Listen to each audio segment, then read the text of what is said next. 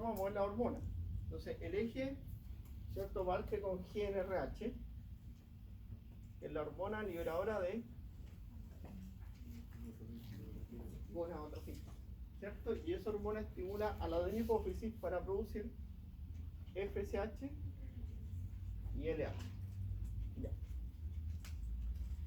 Vamos a empezar con FSH y LH, que son las hormonas que van a actuar tanto en el testículo y en el ovario. Empecemos con el testículo, que es más sencillo en este aspecto. FSH estimula las células de Sertoli. ¿Y qué produce cuando estimula las células de Sertoli? ¿Ah? Promueve la función, ¿cierto?, de favorecer la espermatogénesis.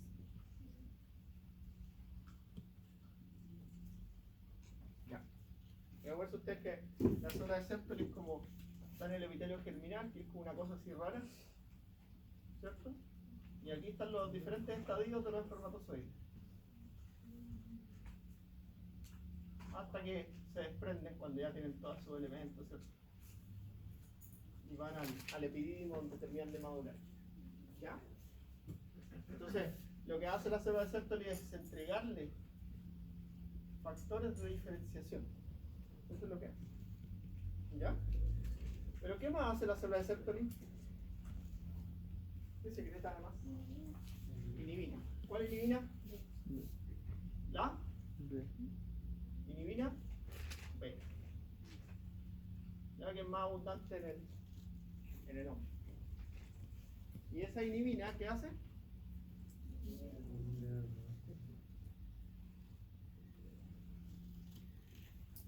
Regula. ¿Ya? LH actúa sobre las células de las células de Leydig y produce testosterona. ¿Ya? ¿Qué hace la testosterona?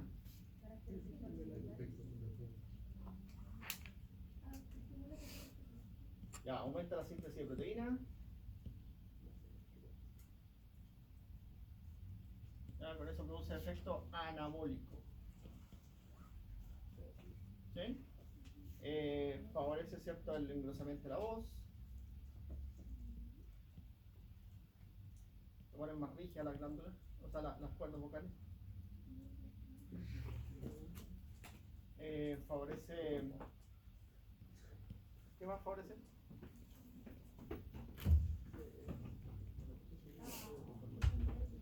¿Ah? ¿Ya? La aparición de. En conjunto con los andrógenos suprarrenales, ¿cierto? Entonces aquí ponemos DHT, que es la dihidroepiandrosterona, ¿ya? Y eso favorece el vello facial, vello púbico. Ya, la diferenciación sexual también es favorecida por la testosterona. Por eso ustedes que cuando está el SOX1 y el DAX9, eso favorece que la gónada primordial, la gónada primitiva, empieza a secretar testosterona. Y la testosterona favorece la diferenciación sexual intrauterina. Inhibe el desarrollo de los conductos de Miller, ¿cierto? Junto con la hormona antimilleriana, que es secretada por los testículos. Entonces ese es el proceso embriofetal que ocurre, ¿ya? Entonces facilita la diferenciación sexual, ¿ya? Y tiene que ver con esto, ¿no? ¿Cómo? Ya, mira, la testosterona es convertida por aromatasas, ya que están aquí en esta membrana basal. Las aromatasas la convierten en 5-alfa dihidrotestosterona, que es como la forma más activa de la testosterona, ¿ya? Y esta contribuye a eso. ¿Ya? Ahora, la testosterona siempre, entonces aumenta la espermatogénesis, la testosterona siempre necesita esa activación, porque los inhibidores de aromatasa tienden a disminuir toda esta función. ¿Ya? Y hay compuestos inhibidores de aromatasa. Entonces para eso tiene que pasar por aquí. Y activarse. ¿Y la testosterona qué hace con el eje? Lo inhibe. ¿Ya? Lo inhibe. Entonces, el exceso de testosterona, ¿ya? Inhibe el eje y produce hipogonadismo y todo lo contrario de esto. ¿Ya? Inhibe tanto a GNRH como a FSH-LH. La inhibina solo a FSH.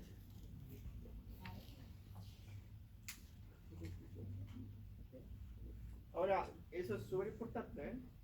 Porque por más que le digan, oye, la testosterona es buena, los que quieren ser musculosos, está el feedback. Todas las terapias hormonales tienen que pensar eso.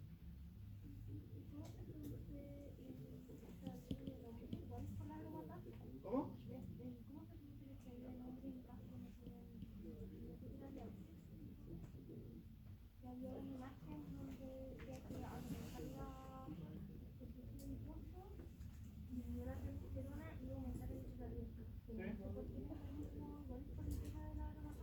No, el estradiol se produce por metabolismo del colesterol.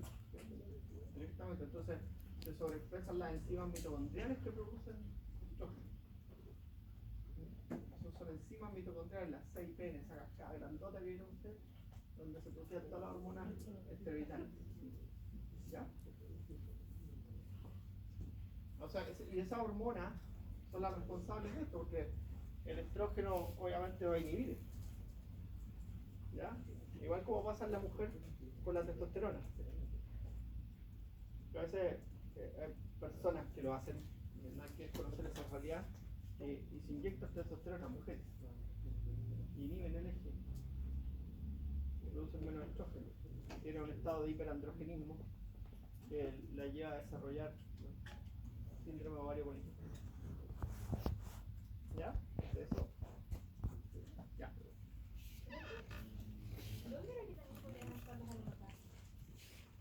Que la aromatasa está en mediando todas las funciones de la testosterona, incluso controlando la libido. Y esto aumenta la libido.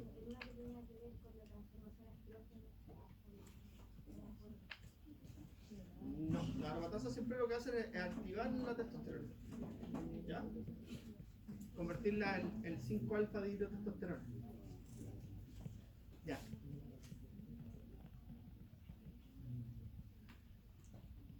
Ya, vamos a cambiar.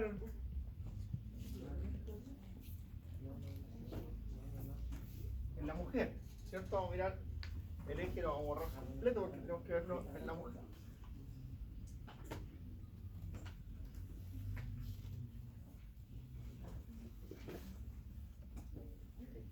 Ya, ahí está FSH y LH. Ahora si nosotros tenemos las células foliculares o las células de la granulosa, ¿cierto? Se llama.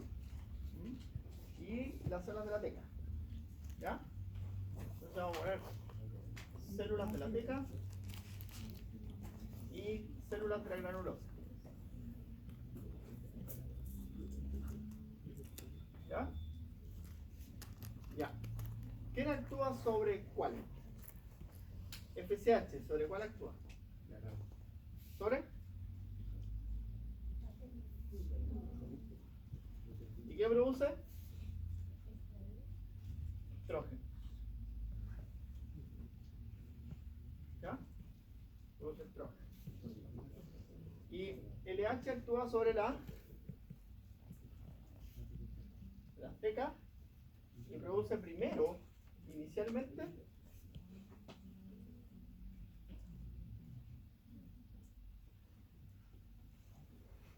que en esa célula pasan a estrógeno. ¿Ya? Y eso ocurre en esto, si nosotros lo miramos preovulatorio. ¿Sí? Preovulatorio. No. No. Olvídese las aromatasas, déjenlas para la testosterona. Esto es por el sistema microsomal hepático que se llaman CIP. Entonces ahí está la CIP3A4, la CIP2D6, son un montón. ¿Ya? Las vemos en fármacos, las vemos porque metabolizan fármacos. ¿Ya? Y esas enzimas son las que van convirtiendo el LDL en pregnenolona, después la pregnenolona en cortisona, la cortisona en aldosterona y así, pa. ¿Ya?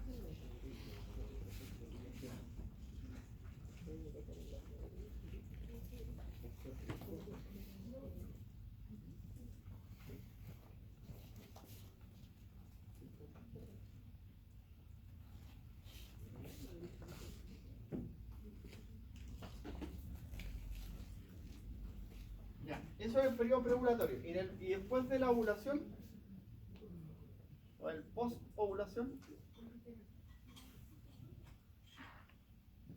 esta célula produce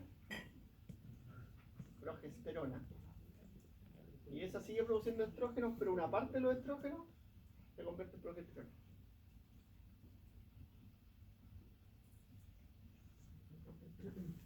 ¿Ya?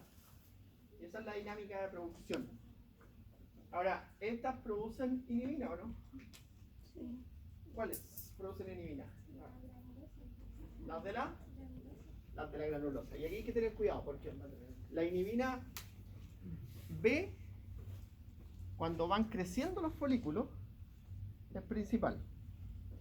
Ya se llaman inhibina A y inhibina B porque es una glucoproteína. ¿Ya? Es una glucoproteína. Les sobró una pregunta.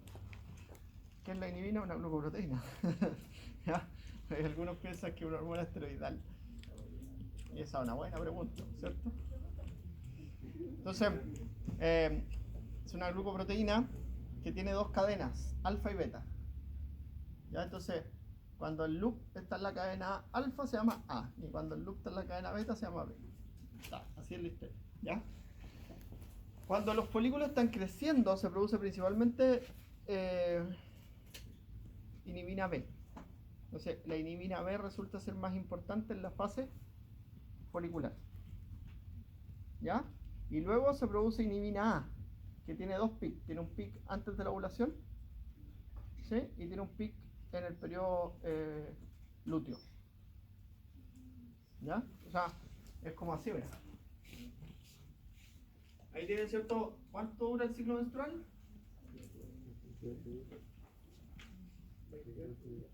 Ya, bien.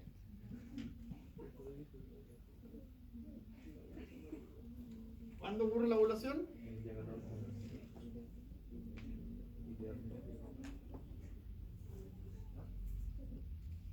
Chiquillo. Tienen que saber estas cosas.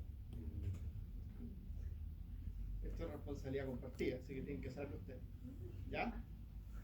Ya. Cuando a medida, los ciclos hormonales son así, a medida que van creciendo los folículos va aumentando los niveles de estrógeno. ¿Cierto? Y después los estrógenos, una vez que ovulan, caen. Pero no caen completamente, porque vuelven a subir de nuevo hacia el final, porque el cuerpo lúteo hacia el final empieza a producir estrógeno. ¿Ya? Entonces de aquí vuelven a caer de nuevo, cuando se va el cuerpo lúteo. ¿Ya? Ya. La otra hormona es la progesterona, ¿cierto? La progesterona, ¿quién la produce?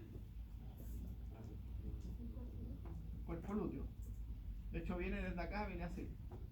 ¿Ya? Y aquí aumenta su concentración. Y cae aquí con... ¿Quién produce la menstruación? ¿Los estrógenos o la progesterona? La caída de los estrógenos. La caída de los estrógenos. Los estrógenos resultan ser más importantes en un momento. ¿Ya? Los estrógenos son tan importantes, por ejemplo, que hacia el final de la gestación determinan la viabilidad fetal. Son importantes. Al final de la gestación son mayores los niveles de estrógenos que de progesterona. Y eso condiciona, por ejemplo, la función cardiovascular del feto, que es lo último que se monitoriza en el último mes de gestación. Se monitoriza la función cardiovascular. ¿Dónde está? banditas, ¿cierto? Y eso condicionan los niveles de estrógenos de la madre y los niveles de estrógenos que produce la placenta. ¿Ya? Los estrógenos son más importantes. Ya. La línea roja que era.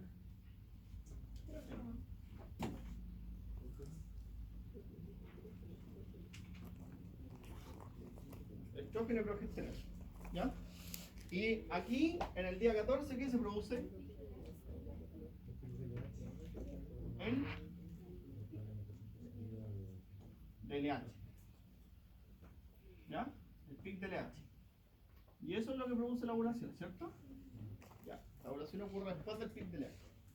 Y el pic de LH es espontáneo, condicionado por los niveles de estrógeno y GnRH. ¿Ya? Ya. Y la inhibina, mira, la inhibina, aquí nosotros tenemos. Entonces, la inhibina B es así.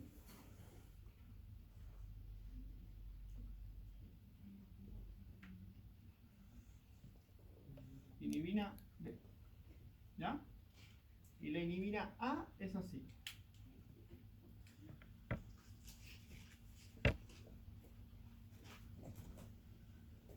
Inhibina A. ¿Ya? Esas son las curvas. Ahora, ¿cuándo ocurre?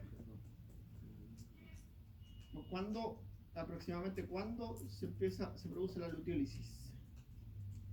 ¿En qué día aproximadamente? Y aquí va a decir, todo calza. ¿En qué día se produce la luteólisis?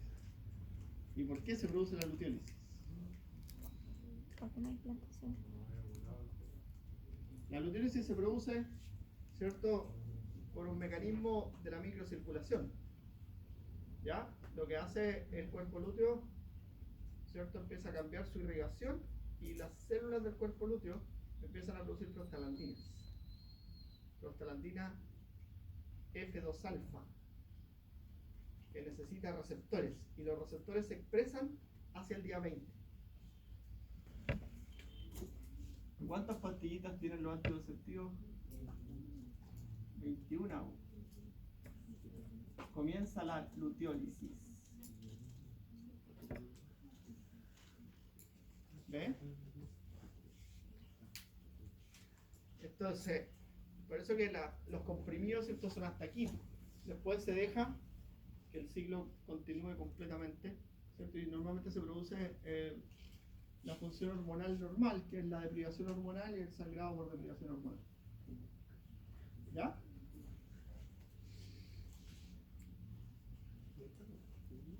Ahora, lo vamos a aprender el próximo año, pero de aquí hasta allá es bueno que lo sepan. Si se olvida del anticonceptivo en estos días, hay que usar preservativo. Porque la deprivación hormonal, por olvidarse del anticonceptivo, puede generar un pic de LH y la ovulación. Pero lo único que hace el anticonceptivo es suprimir el pic de LH. Lo mantiene inhibido. ¿Ya?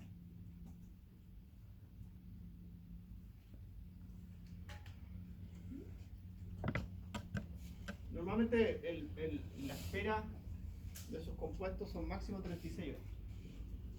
¿Ya? Máximo 36. No sirve nada tomarse 2 después, ni 4 juntas, no sirve nada. ¿Ya? Ya, esos son los patrones hormonales que hay. Y eso genera una fase folicular en la que se desarrolla el folículo hasta el folículo de Graf, ¿cierto? El folículo preovulatorio. Y después la fase lútea, donde se desarrolla el cuerpo lúteo y donde sufre atresia el cuerpo lúteo. Ya, la atresia es producida por la prostaglandina F2-alfa. ¿Ya? Por eso los compuestos prostaglandínicos son potencialmente abortivos. ¿Ya? Como el misoprostol. ¿Conoces el misoprostol? Es popular porque es una prostaglandina sintética. Y son potencialmente abortivos. Ahora, lo único que hacen es suprimir la luteólisis. Y ese es el problema. O sea, producen la luteólisis y dejan desprovisto de nutrición, ¿cierto?, endocrina al útero, pero nos potencian y nos favorecen la eliminación del. Entonces pueden generarse momificaciones fetales, pueden generarse embarazos molares, un montón de cosas que con esos compuestos. Si no, sería una pastilla abortiva. Y el aborto es un procedimiento quirúrgico. ¿Sí? Es que popularmente lo comercializan así, pero produce la muerte del feto, ¿no? Ya, claro, no va a producir ninguna contracción. Pero no su expulsión. Entonces ese es el problema. Ya, a veces produce, por ejemplo, puede producir piometra, el útero lleno de pus, hasta que se rompe. Es terrible. Entonces, el aborto siempre tiene que acordarse ustedes un procedimiento quirúrgico. ¿Ya? Porque no están las condiciones para la expulsión de las estructuras embrionarias ni de la placenta.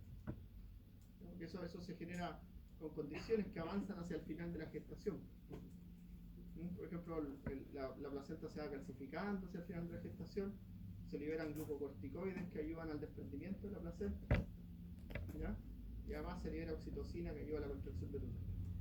Cuando tú desprendes la placenta es como no se para así fácilmente hacia el final de la gestación.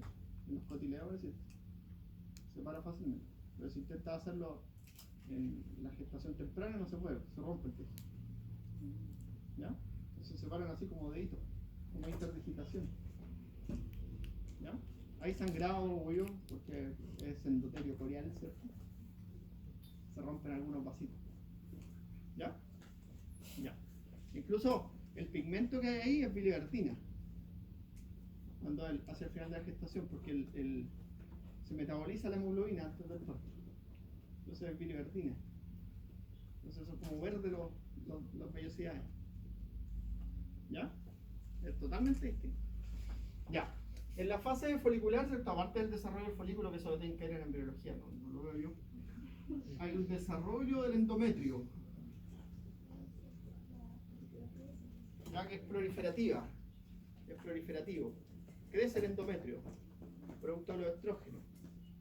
Y después, en la fase lútea, el endometrio adquiere su funcionalidad. Y que eso es mediado por progesterona. Y aquí, ¿cierto? Si hay luteólisis, se produce la descamación endometrial. ¿Ya? Eso, la progesterona, por ejemplo, genera varios cambios. Cambia, ustedes lo deben haber visto en la presentación, cambia las secreciones mucosas de la vagina, ¿cierto? Cambia la consistencia de las secreciones mucosas de la vagina. ¿Ya? Y eso hace, porque aquí se empiezan a formar unas arterias que se llaman arterias espirales. ¿Ya? Y estas glándulas, ¿cierto? Hacia el final, en la fase lútea, esto funciona junto con las glándulas que también se desarrollan. ¿Ya? Ya. Si hay gestación, ¿quién se va a producir primero? La HCG, gonadotrofina coriónica. ¿Qué hace la HCG? Lo primero que hace es inhibir este proceso y hace que el cuerpo lúteo perdure, que siga produciendo progesterona y sube los niveles de estrógeno. ¿Ya? Entonces produce progesterona y estrógeno. ¿Ya? Por parte del cuerpo lúteo, que persiste. ¿Qué otra cosa hace la HCG?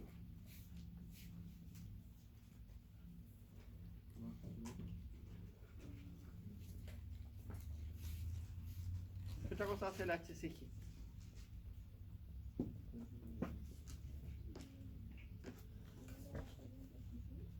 Estimula o tiene su efecto TSH-like, ¿cierto? Imita la TSH y estimula la producción de hormonas tiroideas. Es tanto así que logra inhibir a la la TSH, ¿cierto? Que son súper importantes durante la gestación, ¿cierto? Y esto ocurre mientras se desarrolla la placenta. Los 3 primeros meses de gestación, ¿cierto? Que hasta que se desarrolla y se instaura la placenta en su funcionalidad. ¿Ya? Esta hormona va a aumentar sus concentraciones HCG, ¿cierto? Y después va a caer. Y ahí si nosotros miramos la TSH, aquí hace esto. ¿Mm?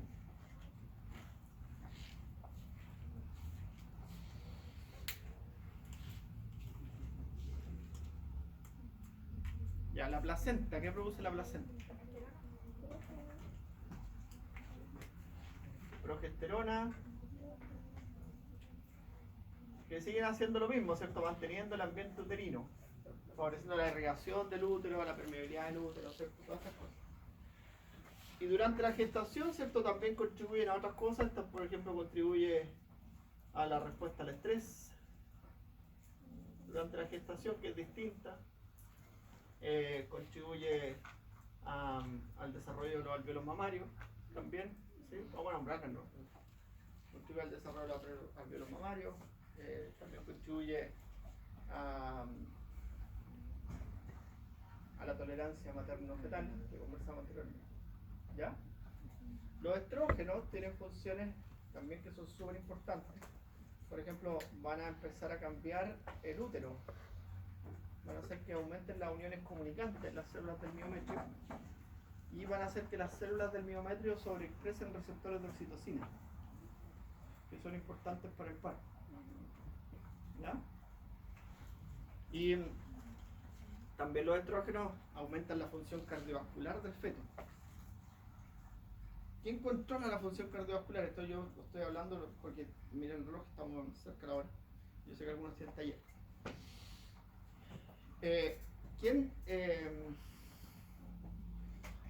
Ya, esta aumenta la función cardiovascular, pero ¿quién define la función cardiovascular? Que tu corazón sea como es al nacer, que tus vasos sanguíneos sean como son al nacer y respondan. ¿Quién hace eso?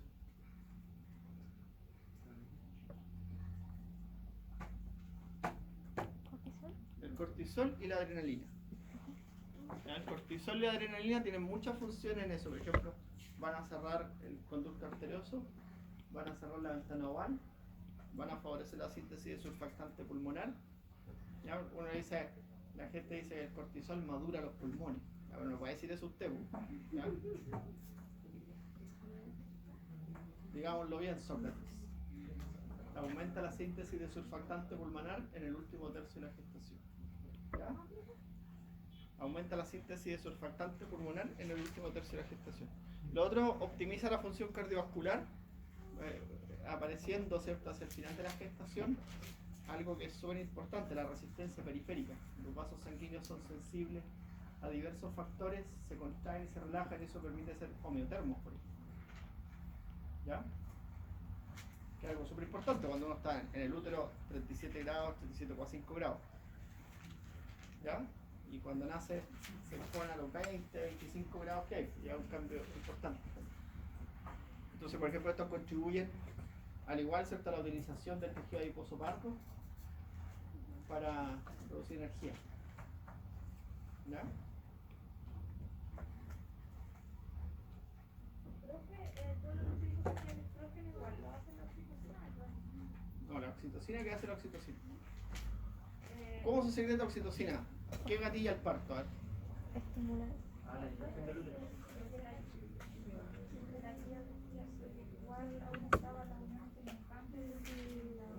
Sí, muchas hormonas hacen eso. ¿Ya? La prolactina, la oxitocina, muchas hormonas. ¿Ya? Pero la principal son los estrógenos. ¿Ya? La oxitocina, ¿cierto?, se libera cuando el feto estimula el cervix. Entonces, el posicionamiento hacia el último tercio de la gestación es común que las mujeres tengan contracciones. Porque el posicionamiento va estimulando el cervix y va generando flujos de oxitocina. Solamente que no se desencadena el parto, porque para que se desencadene el parto necesitamos que la placenta libere cortisol, estrógeno y progesterona, ¿cierto? En mayor cantidad. ¿Ya? Y también se libere la relaxina, que es la hormona que relaja la pelvis. ¿Ya? Y eso es lo que desencadena el cuerpo. Pero a veces se liberan prematuramente y se tiene que hacer un cerclaje, que es complejo, una cirugía compleja en que cierran el cervix a través de un procedimiento quirúrgico para que el feto no nazca antes. ¿Ya? Porque el posicionamiento ocurre en el último tercio de la gestación y es netamente sensitivo el proceso. O sea, estimula el cervix, se libera oxitocina. Ahora, cuando se libera la oxitocina, el útero está preparado. Hacia el final de la gestación, el útero está preparado. Tiene mucho receptor de oxitocina, tiene muchas uniones comunicantes, entonces la contracción es intensa. No, porque inhibes todas las funciones de la oxitocina. Y eso es complejo. La oxitocina tiene múltiples funciones, incluso tiene hasta funciones urinarias. ¿Ya? La hormona, lamentablemente, no hay llegar a inhibirla. Bueno, los mecanismos de regulación de secreción, por ejemplo, la oxitocina y creo que la antidiurética tenemos que decir que son feedback positivos, ¿no es cierto? No, es que normalmente el mecanismo de liberación de oxitocina y AH es por estímulo sensitivo. Está el estímulo sensitivo, se libera. Pero no sé si se hace así como feedback. No, porque se regulan por la concentración de un sustrato, son otro mecanismo de regulación. Entonces la AH se regula por la osmolaridad, Pero que la oxitocina. por estímulo sensitivo. Está el estímulo sensitivo, está. Si no, desaparece. ¿Ya? La oxitocina se secreta hacia... ¿Cuándo tiene su pico la oxitocina? Hacia la quinta hora de sueño. En la quinta hora de sueño produce oxitocina y eso produce bienestar emocional. ¿Por qué ocurre el pic de la T4 y la TSH para preparar al feto? Aumentar el metabolismo. Claro, pero ¿por qué? ¿A qué se debe? Eso porque la placenta produce TSH. TRH y TSH, produce la placenta. Y hacia el final de la gestación aumenta esa producción. Y eso hace que se genere un pic de TSH, T3 y T4. Y eso aumenta el metabolismo antes del previo al parto. Y finalmente la estimulación de oxitocina es por la distensión del útero. No, es por el posicionamiento del feto en el cervix. Se llama reflejo de Ferguson, que es cuando el feto, la cabeza del feto se posiciona en el cervix.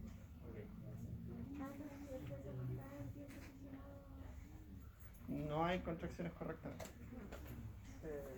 ¿Por qué el feto en la placenta, por ejemplo, no pasa?